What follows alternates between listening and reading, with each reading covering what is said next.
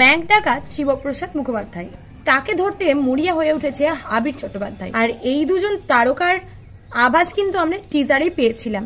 তো শেষমেশ রিলিজ করলো আমাদের সামনে বহুরূপী মুভি টিজার 3 ট্রেলার।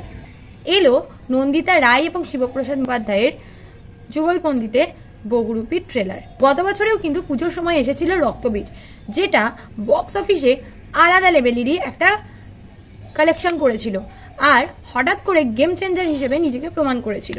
এইবারে ট্রেলারে যেটা দেখা যাচ্ছে, ট্রেলারে বিক্রম অর্থাৎ শিবপ্রসাদ এই ক্যারেক্টারটি হচ্ছে সাধারণ একটি চাকরিজীবী মানুষের ক্যারেক্টার, কিন্তু সে কিভাবে সেখান থেকে একটা নামি দামি ডাকাতে পরিণত হলো সেটা আমরা দেখতে পাচ্ছি।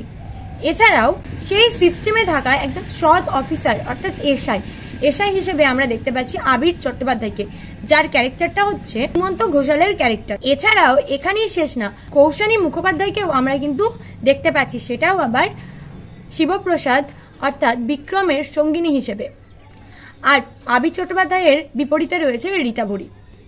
তাদের দুজনের স্বামী স্ত্রীর সম্পর্কের যে টানাপোড়েন থাকে সেই জায়গাটাও কিন্তু আমরা দেখতে পেয়েছি। তবুও আবির চ্যাটার্জিকে ধরতেই হবে, অর্থাৎ সুমন্ত ঘোষালকে কিন্তু বিক্রমকে ধরতেই হবে, সবকিছুকে সাইডে রেখেও।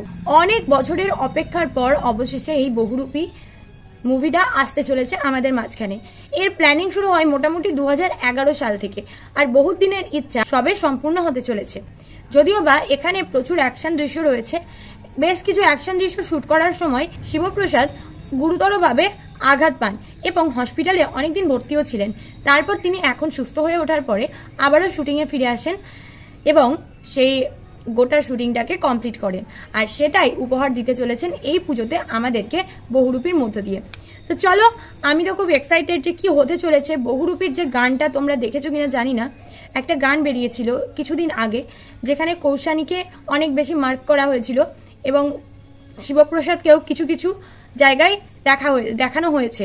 কৌশানী আর শিবপ্রসাদকে নিয়েই কিন্তু একটা গানকে দেখানো হয়েছিল, যেখানে মানে অদ্ভুতভাবে গানটা ক্রিয়েট করা হয়েছিল, যার মধ্যেই বোঝা যাচ্ছে যে অনেক কিছু রহস্যভেদের ব্যাপার লুকিয়ে আছে। গানটা খুবই ভালো, তার সাথে সাথে এই মুভিটারও অনেক হিংস দিচ্ছে। তো চলো, আজকের মতো এখানেই শেষ করছি। মুভিটাতে কতটা রহস্য ভেদ করতে পারে বা কতটা রহস্য রয়েছে সেটা জানবো এবং পুজোতে জানবো। চলো, ততদিন অবধি ওয়েট করি। আজকের মতো টাটা, দেখা হচ্ছে নেক্সট ভিডিওতে। তোমরা যদি আমার চ্যানেলে নতুন হয়ে থাকো, চটপট চ্যানেলটিকে সাবস্ক্রাইব করে আমার সঙ্গে জয়েন হয়ে যাও নতুন নতুন আপডেট পাওয়ার জন্য। লেট করো না কিন্তু। আর ভিডিওটি ভালো লাগলে লাইক করতে ভুলো না। টাটা।